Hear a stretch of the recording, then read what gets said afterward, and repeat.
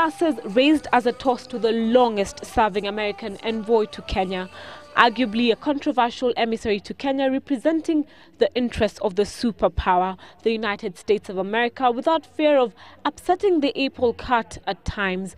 But this was a special night for Ranneberger,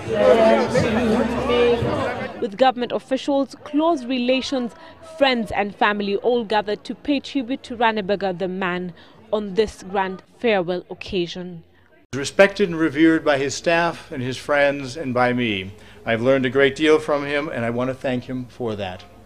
In honor of a great friend of mine, an exceptionally good friend of Kenya, an exceedingly good friend of the Kenya National Assembly.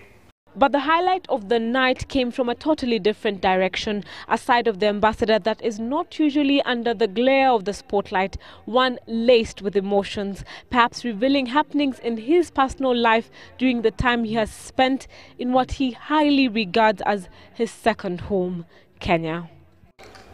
Michael, you're so caring, you're so loving, you're the best thing that ever happened to me.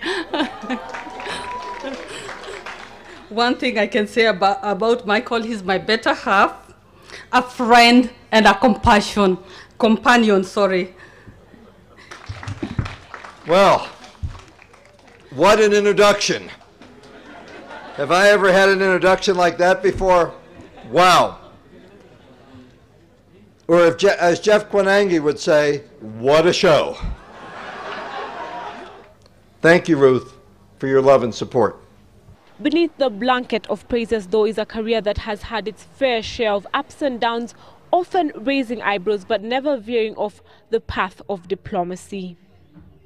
During your tenure, we have shared good times, and as all friends do, we have had our share of disagreements. Nevertheless, our two governments have maintained focus on the important issues of cooperation, partnership and development. What we have is a partnership based on mutual respect. The fact that the WikiLeaks dossier has not succeeded in scattering this union further enhances this position.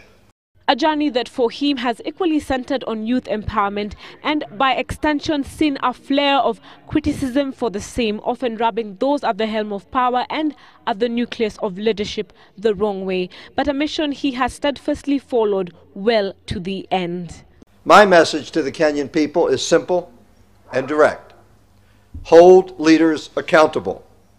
Reject hate speech.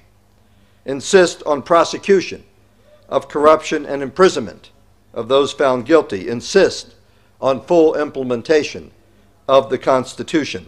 And even as he takes his last bow as U.S. ambassador, it becomes evident that he has left an imprint in government and a stepping stone for his successor.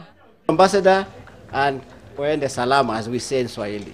Hopefully, that we'll be able to find an opportunity to come back again.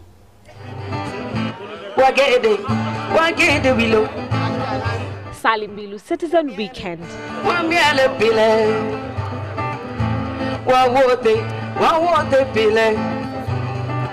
Dano du to manalo,